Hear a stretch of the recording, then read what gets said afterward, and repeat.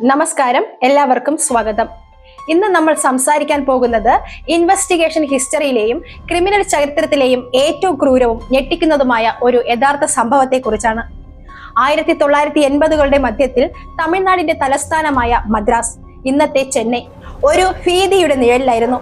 ഇന്നത്തെ പോലെ തെരുവിളക്കുകളാൽ സമൃദ്ധമായ, രാത്രി വൈകിയും ആളുകൾ നടന്നു ഒരു നഗരമായിരുന്നില്ല അന്നത്തെ മദ്രാസ്. സന്ധ്യ മയങ്ങിയാൽ പ്രത്യേകിച്ച് തിരുവാൻമിയൂർ ബീച്ച് റോഡുകൾ, അടയാർ തുടങ്ങിയ പ്രദേശങ്ങളിൽ ആളുകൾ പുറത്തിറങ്ങാൻ ഭയന്നു. പെൺകുട്ടികളും രാത്രി ഷിഫ്റ്റ് കഴിഞ്ഞ് മടങ്ങുന്ന തൊഴിലാളികളും വീട്ടിലെത്തുന്നത് വരെ കുടുംബാംഗങ്ങൾക്ക് നെഞ്ചിൽ തീയായിരുന്നു. കാരണം ആ നഗരത്തിന്റെ ഇരുണ്ട തെരുവുകളിൽ നിന്ന് ആളുകളെ കാണാതാവുന്നത് പതിവായി മാറി. ഒരു ദിവസം രാവിലെ വരെ കണ്ടുമുട്ടിയവർ, സംസാരിച്ചവർ തൊട്ടടുത്തുള്ള ദിവസം പെട്ടെന്ന് അപ്രത്യക്ഷരാകുന്നു. ചോദ്യങ്ങൾ ചോദിക്കാൻ ആരും ധൈര്യപ്പെട്ടില്ല. അന്വേഷിക്കാൻ ചെന്ന ബന്ധുക്കളോട് അവർ വല്ല സ്ഥലത്തേക്കും നാട് വിട്ടുപോയതായിരിക്കും എന്ന് സാന്ത്വനം പറഞ്ഞ് പോലീസ് തിരിച്ചയച്ചു. എന്നാൽ ആ കാണാതാവലുകൾക്ക് പിന്നിൽ നഗരത്തിൽ അധോലോഹം ഭരിച്ചിരുന്ന ഒരു അതിമാനുഷിക ശക്തി ഉണ്ടായിരുന്നു.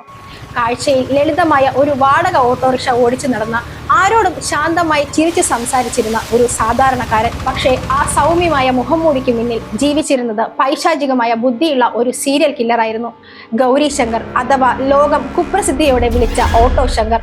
വ്യാജമദ്യ സാമ്രാജ്യത്തിൽ നിന്ന് തുടങ്ങി അനാശാസ്യ കേന്ദ്രങ്ങളും ചാരവൃത്തിയും നടത്തി പോലീസിനെയും ഉന്നത ഭരണാധികാരികളെയും സ്വന്തം വിരൽത്തുമ്പിൽ നിർത്തി ഒടുവിൽ തനിക്കെതിരായി നിന്നവരെ വെട്ടിപ്പൊളിച്ച് കോൺക്രീറ്റ് ചുവരുകൾക്കുള്ളിലും തറയ്ക്കടിയിലും അടക്കം ചെയ്ത ഒരു ക്രൂരന്റെ യഥാർത്ഥ കഥ. ഈ കഥ കേവലം ഒരു വ്യക്തിയുടേതല്ല, അന്നത്തെ അഴിമതി നിറഞ്ഞ ഭരണ സംവിധാനത്തിന്റെ കൂടി കഥയാണ്. നമുക്ക് ആ ഭീതിതമായ ദിനങ്ങളിലേക്ക് ഇറങ്ങിപ്പോകാം. എവിടെ നിന്നാണ് ഓട്ടോ ശങ്കറിന്റെ തുടക്കം? 1954 തമിഴ്നാട്ടിലെ വേലൂരിലാണ് ഗൗരി ശങ്കർ ജനിക്കുന്നത്. വളരെ സാധാരണക്കാരായ, സാമ്പത്തികമായി കഷ്ടപ്പെട്ടിരുന്ന ഒരു കുടുംബം. ചെറുപ്പത്തിൽ തന്നെ പഠനത്തിൽ വലിയ താല്പര്യമൊന്നും ഗൗരിക്കുണ്ടായിരുന്നില്ല. ഒടുവിൽ മെച്ചപ്പെട്ട ഒരു ജീവിതവും പണവും സ്വപ്നം കണ്ട അവൻ കൗമാരപ്രായത്തിൽ തന്നെ മദ്രാസ് നഗരത്തിലേക്ക് വണ്ടി കയറി. മദ്രാസിലെത്തിയ ശങ്കർ ആദ്യമൊക്കെ ഉപജീവനത്തിലായി ചെറിയ ചില ജോലികൾ ചെയ്തു. അങ്ങനെയാണ് തിരുവാൻമൂരിലെ ഒരു സിനിമാ തിയേറ്ററിൽ പ്രൊജക്ടർ ഓപ്പറേറ്ററുടെ സഹായിയായി അവൻ ജോലി ലഭിക്കുന്നത്. സിനിമകളോട്, പ്രത്യേകിച്ച് അധോലോക നായകന്മാരുടെയും റൗഡികളുടെയും മാസ് സിനിമകളോട് ശങ്കറിന് വലിയൊരു ആകർഷണം തോന്നി തുടങ്ങിയത് അവിടെ വെച്ചാണ്. കുറച്ചു കാലം കൊണ്ട് അല്പം പണം സമ്പാദിച്ച ശങ്കർ വാടകയ്ക്ക് ഒരു ഓട്ടോറിക്ഷ ഓടിക്കാൻ തുടങ്ങി. തിരുവാൻമിയൂർ, അടയാർ ബീച്ച് റോഡ് പരിസരങ്ങളിലൂടെയായിരുന്നു അവന്റെ പ്രധാന സർവീസ്. അങ്ങനെയാണ് അവന് ഓട്ടോ ശങ്കർ എന്ന പേര് വീഴുന്നത്. 1970കളുടെ അവസാനത്തിൽ മദ്രാസിൽ വ്യാജമദ്യ വ്യാപാരം വലിയൊരു ലാഭ കച്ചവടമായിരുന്നു.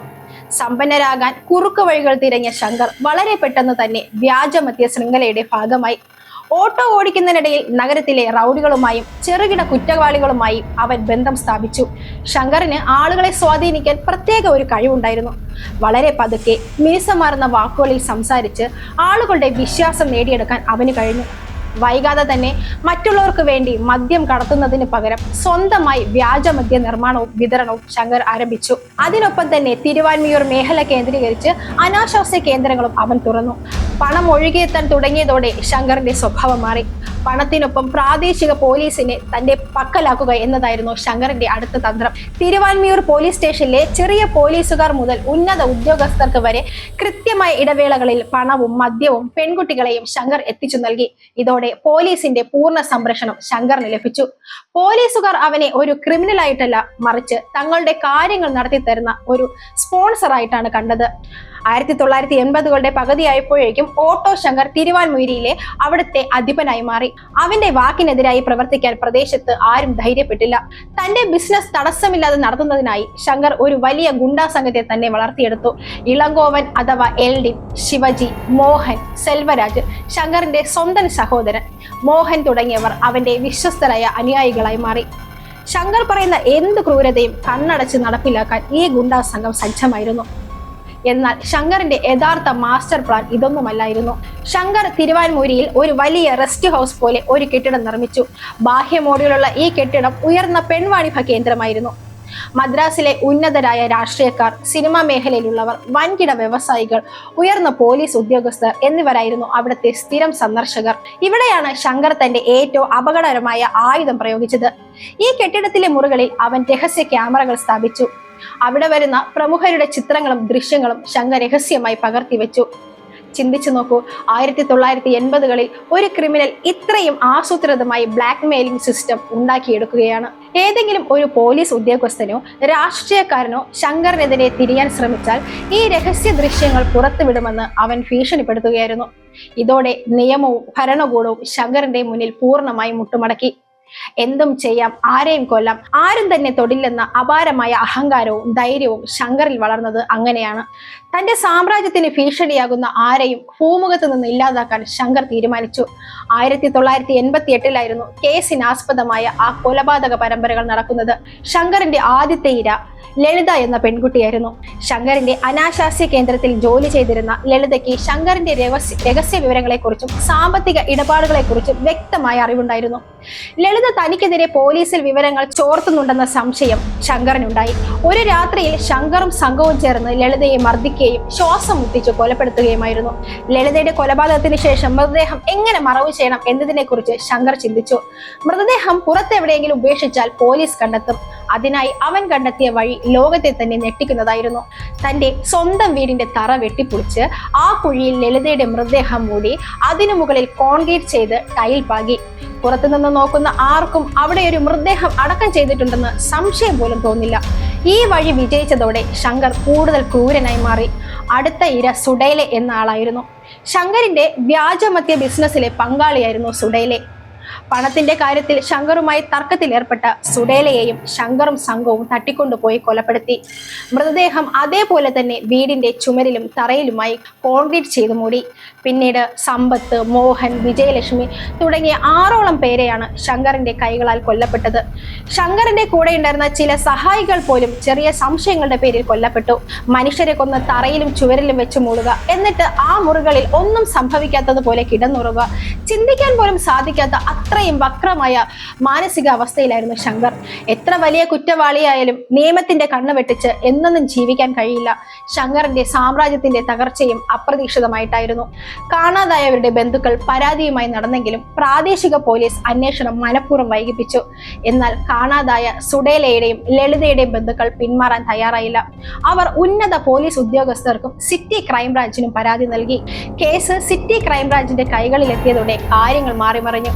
മിടുക്കന്മാരായ ചില ഉദ്യോഗസ്ഥർ കാണാതായ ആളുകളുടെ പട്ടിക പരിശോധിച്ചപ്പോൾ ഇവരെല്ലാവരും ഏതെങ്കിലും ഒരു ഘട്ടത്തിൽ ഓട്ടോ ശങ്കറുമായി ബന്ധപ്പെട്ടവരാണെന്ന് കണ്ടെത്തി. പോലീസ് തിരുവാൻമൂരിലെ ശങ്കറിന്റെ പ്രവർത്തനങ്ങൾ രഹസ്യമായി നിരീക്ഷിക്കാൻ തുടങ്ങി. ഇതിനിടെ പണത്തിന്റെ വിഹിതത്തെ ചൊല്ലി ശങ്കറുമായി തെറ്റിയ അവന്റെ തന്നെ മുൻ അനുയായി പോലീസിന് രഹസ്യ വിവരം കൈമാറി. കാണാതായ ആളുകൾ തിരിച്ചു വരില്ല, അവർ ശങ്കറിന്റെ വീടിന്റെ തറക്കടിയിലുണ്ട് എന്നതായിരുന്നു ആ വിവരണം. 1988 ജൂൺ മാസം ക്രൈംബ്രാഞ്ച് സംഘം വൻ പോലീസ് സന്നാഹത്തോടെ ശങ്കറിന്റെ വീട് വളഞ്ഞു.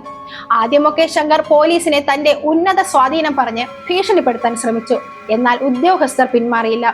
അവർ വീടിനുള്ളിലെ തറയും ചുമരും പരിശോധിച്ചു. മുൻവശത്തെ ഹാളിന്റെ ഒരു വശത്തെ ടൈലുകളിൽ ചെറിയ മാറ്റങ്ങൾ അവരുടെ ശ്രദ്ധയിൽപ്പെട്ടു. പോലീസുകാർ പിക്കാസും കടപ്പാരയും ഉപയോഗിച്ച് ആ തറ വെട്ടിപ്പൊളിക്കാൻ തുടങ്ങി. ഏതാനും അടി താഴേക്ക് കുഴിച്ചപ്പോൾ തന്നെ കഠിനമായ ദുർഗന്ധം പുറത്തു വന്നു. അവിടെ അഴുകിയ നിലയിൽ മനുഷ്യ ശരീര അവശിഷ്ടങ്ങൾ കാണപ്പെട്ടു. ആ കാഴ്ച കണ്ടുനിന്ന പോലീസുകാർ പോലും ഞെട്ടിപ്പോയി. തുടർന്ന് വീടിന്റെ വിവിധ ഭാഗങ്ങളിലും അനാശാസ്യ കേന്ദ്രത്തിന്റെ ചുവരുകളിലും നടത്തിയ പരിശോധനയിൽ 6 മനുഷ്യരുടെ മൃതദേഹ അവശിഷ്ടങ്ങളാണ് കണ്ടെത്തിയത്. മദ്രാസ് നഗരം ഞെട്ടിത്തരിച്ചു. പത്രങ്ങളുടെ മുൻ പേജിൽ ഓട്ടോ ശങ്കർ എന്ന പേര് ഭീതിയുടെ പര്യായമായി പടർന്നു പിടിച്ചു. അറസ്റ്റിലായ ശങ്കറിനെയും സംഘത്തെയും ചെന്നൈ സെൻട്രൽ ജയിലിലടച്ചു. എന്നാൽ ജയിലിൽ കിടന്നുകൊണ്ടും ശങ്കർ തന്റെ കളി തുടർന്നു. തനിക്ക് ഒത്താശ ചെയ്ത ഉന്നതരുടെ പേരുകൾ വെളിപ്പെടുത്തുമെന്ന് അവൻ ജയിൽ അധികൃതരെ ഭീഷണിപ്പെടുത്തി. ജയിലിനുള്ളിലെ ചില അഴിമതിക്കാരായ ജീവനക്കാരുടെ സഹസഹായത്തോടെ 1990 ഒക്ടോബറിൽ ശങ്കറും സംഘവും സെൻട്രൽ ജയിലിന്റെ മതിലുകൾ തകർത്ത് പുറത്തു ചാടി. ഈ ജയിൽ ചാട്ടം തമിഴ്നാട് സർക്കാരിനെ ആകെ ഉലച്ചു. സഭയിൽ വലിയ ബഹളമുണ്ടാക്കി. എന്നാൽ പോലീസിന്റെ വ്യാപകമായ തിരച്ചിലിനൊടുവിൽ ആന്ധ്രാപ്രദേശിലെ വിജയവാഡയിൽ വെച്ച് ശങ്കർ വീണ്ടും പിടിയിലായി. ഇത്തവണ അവന് യാതൊരു ആനുകൂല്യവും നൽകാൻ കോടതിയും പോലീസും തയ്യാറായില്ല. കേസിന്റെ വിചാരണ അതിവേഗം പൂർത്തിയായി. പ്രോസിക്യൂഷൻ കൃത്യമായ സാക്ഷിമൊഴികളും ഫോറൻസ് തെളിവുകളും കോടതിയിൽ ഹാജരാക്കി. 1992 ചെന്നൈ സെഷൻസ് കോടതി ഓട്ടോ ശങ്കറിനും അവന്റെ കൂട്ടാളികളായ LD, ശിവജി എന്നിവർക്കും വധശിക്ഷ വിധിച്ചു. തുടർന്ന് സുപ്രീം കോടതിയും രാഷ്ട്രപതിയും ശങ്കറിന്റെ ദയാഹർജി തള്ളി. 1995 ഏപ്രിൽ 27 സേലം സെൻട്രൽ ജയിലിൽ വെച്ച് ഓട്ടോ ശങ്കറിനെ തൂക്കിലേറ്റാൻ ഉത്തരവായി. തൂക്കുമരത്തിലേക്ക് നടക്കുന്നതിന് തൊട്ടു മുൻപ് തന്നോട് സംസാരിച്ച മാധ്യമ പ്രവർത്തകരോടും ജയിൽ അധികൃതരോടും ശങ്കർ പറഞ്ഞ ഒരു വാചകമുണ്ട്. ഞാൻ ചെയ്തത് ക്രൂരമായ തെറ്റുകളാണ്, അതിന് ഞാൻ വധശിക്ഷ അർഹിക്കുന്നു. എന്നാൽ എന്നെ പോലെയൊരു രാക്ഷസനെ സൃഷ്ടിച്ചത് ഈ വ്യവസ്ഥിതിയാണ്. എന്നെ ഉപയോഗിച്ച് എനിക്ക് സംരക്ഷണം നൽകിയ ഉന്നതരായ ഉദ്യോഗസ്ഥരും രാഷ്ട്രീയക്കാരും ഇപ്പോഴും പുറത്ത് മാന്യമായി ജീവിക്കുന്നുണ്ട്. ഓട്ടോ ശങ്കറിന്റെ കഥ കേവലം ഒരു ക്രൈം സ്റ്റോറി മാത്രമല്ല, അത് അഴിമതിയും ക്രിമിനൽ ശക്തികളും കൈകോർക്കുമ്പോൾ ഒരു നഗരത്തിന് സംഭവിക്കുന്ന ദുരന്തത്തിന്റെ തെളിവാണ്. ഒരു സാധാരണ ഓട്ടോ ഡ്രൈവർക്ക് എങ്ങനെയാണ് ഒരു നഗരത്തെ മുഴുവൻ ഭയത്തിന്റെ മുനമ്പിൽ നിർത്താൻ കഴിഞ്ഞത്? അധികാരവും പണവും അതിന് ഒത്താശ ചെയ്യുന്ന അഴിമതിക്കാരായ ഉദ്യോഗസ്ഥരും ഉള്ളിടത്തോളം കാലം ഇത്തരം കുറ്റവാളികൾ വളർന്നുകൊണ്ടിരിക്കും. തന്റെ സ്വാധീനം കൊണ്ട് നിയമത്തെയും ദൈവത്തെയും വെല്ലുവിളിക്കാൻ കഴിയുമെന്ന് കരുതിയ ശങ്കറിന് ഒടുവിൽ തൂക്കുമരത്തിന്റെ കയറിന് മുൻപിൽ ജീവിതം അവസാനിപ്പിക്കേണ്ടി വന്നു. കുറ്റം ചെയ്യുന്നവർ എത്ര ശക്തരായാലും നിയമത്തിന് മുൻപിൽ എന്തെങ്കിലും മുട്ടുകുത്തേണ്ടി വരും എന്നതിന്റെ വലിയ ഓർമ്മപ്പെടുത്തലാണ് ഓട്ടോ ശങ്കറിന്റെ ജീവിതം. ഇന്നത്തെ ഈ ഇൻവെസ്റ്റിഗേഷൻ വീഡിയോയെ കുറിച്ച് നിങ്ങളുടെ അഭിപ്രായങ്ങൾ താഴെ കമന്റ് ബോക്സിൽ വ്യക്തമാക്കുക. ചാനൽ ഇതുവരെ സബ്സ്ക്രൈബ് ചെയ്തിട്ടില്ലെങ്കിൽ സബ്സ്ക്രൈബ് ചെയ്യുക. മറ്റൊരു ക്രൈം സ്റ്റോറിയുമായി വീണ്ടും കാണാം. നന്ദി, നമസ്കാരം.